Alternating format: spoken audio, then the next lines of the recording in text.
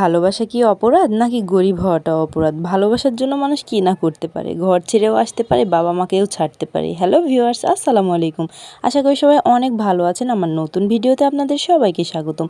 রাজশাহীতে আমরা চলে এসেছি, দেখেছেন এর আগের ভিডিওতে। আমরা যাচ্ছি আমার বোনের ছোট্ট টুনির সংসারে, কারণ আমার চাচাতো বোন বিয়ে হয়েছে। তো আমার চাচাতো বোন একমাত্রই মেয়ে, ভাই আছে একটা ছোট। তো ছেলেটার সাথে রিলেশান ছিল অনেক দিনেরই। তো বাবা মা বাসা থেকে মেনে নেয়নি, ছেলেটা বেকার আর গরিব, এজন্যই আর কি আমার বোনটা চলে এসেছে। সে ছেলের হাত ধরে বেরিয়ে বাবা মাকে ত্যাগ করে, পুরো পরিবারকে ত্যাগ করে চলে এসেছে। তো সেই ছোট্ট সংসারে আজকে আমরা এসেছি। এসে দেখছি আমার বোনটা খুবই ভালো আছে, দেখে অনেক ভালো লাগলো। আর বিশেষ করে আরেকটা কথা, জামাই যে এত পরিমাণ ভালো কি আর বলবো। আসলে টাকা পয়সা জীবনে কিছুই না, যদি জীবনে মানে সুন্দর ভালো একটা মানুষ পাই, আমাকে ভালোবাসবে সেরকম যদি একটা মানুষ পাই, তাহলে জীবনে আর কিচ্ছু লাগবে না। কারণ আমার টাকা পয়সা থাকলেও আমার জীবনে সুখ শান্তি কিছুই থাকলো না, তাহলে সেই টাকা দিয়ে কি হবে।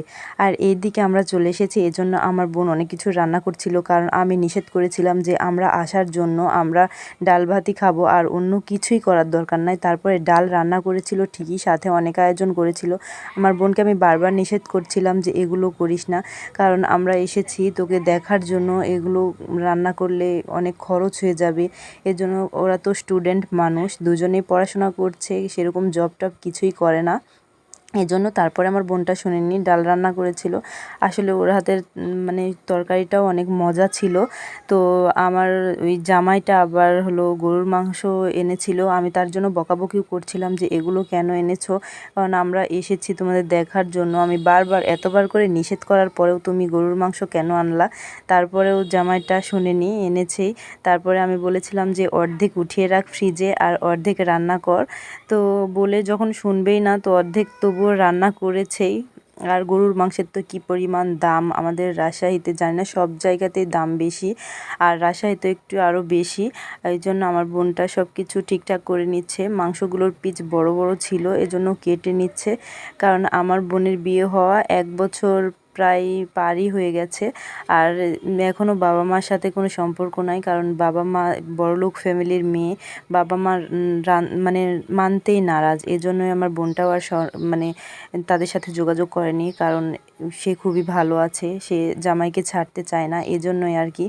আর আমার মাথায় একটা প্রশ্ন আসে না যে কেন বাবা মা মেনে নিলে সমস্যা কী? যদি ছেলেটা ভালো হয়, তারা তো তাদের ফ্যামিলি তো ভালো, তাহলে জামাইকে মেনে নিতে কী সমস্যা? বুঝি না বড় বড় মানুষের কী ব্যাপার। কারণ আমার মেজো আব্বুকে আমি নিজেও বলতে পারবো না, অনেকটা রাগী, আমরা অনেক ভয় করি তাকে। আর এদিকে বেসিনে সব কিছু ধুয়ে নিচ্ছিল, আলু দিতে বলেছিলাম, আলু দিতে চাচ্ছিল না। তারপরে আমি বলেছি আলু আমার বেশি পছন্দ, এজন্য 2টা থেকে 3টা আলু দিয়েছে আর পেঁয়াজ দিচ্ছে। তো আমার আলু ছাড়া ভালোই লাগে না খেতে, আমার সব তরকারিতেই আলু দিই আমি। আর এই জন্য আমার বোনকে আমি হেল্প করতে চাচ্ছিলাম, তো আমার কাছ থেকে হেল্প নিবে না, বলছে তুমি বসে থাকো বাবুকে নিয়ে, আমি রান্না করছি। তো মাংসগুলো এখন ধুয়ে নিচ্ছে, কারণ মাংসগুলো ভালো ছিল, চর্বি খুব একটা ছিল না, চর্বি কম ছিল, এর জন্যে মাংসটা টেস্টও ছিল। তো আমি আমার কথা, যখনই আমি গিয়েছি সেরকম আমি কিছুই নিয়ে যেতে পারিনি আমার বোনের কাছে। আমার অনেক খারাপ লেগেছে, কারণ তাদেরকে আমার মনে হতো আমার যদি অবস্থা অনেক ভালো হতো, আমি তাদেরকে অনেক হেল্প করতাম। যদিও তারা অনেক ভালো থাকে, তারপরে মন তো চায় বোনকে কিছু দিই, কিছু হেল্প করি এরকম, কারণ তারা তো পড়াশোনা অবস্থায় আছে এখন। তো তাদের আমি মন থেকে তাদের জন্য অনেক দোয়া করি, তারা যেন খুবই ভালো থাকে সব সময়, তারা যেন জীবনে বড় কিছু হয়। কারণ তাদের এই অসহায়ত্বের সময় বা এই এরকম অবস্থায় যারা মেনে নেননি, তারা যেন একদিন বলতে বাধ্য হয় যে হ্যাঁ তোমরা যোগ্য। আমি এরকমটাই চাই, আল্লাহর কাছে আমি সব সময় দোয়া করি। আর এই বোনের আমি সব সময় খোঁজ খবর নিই, তারা কি করছে, কেমন আছে, কে কী খাচ্ছে, এই সেই সব কিছুই আমি খবর নিই।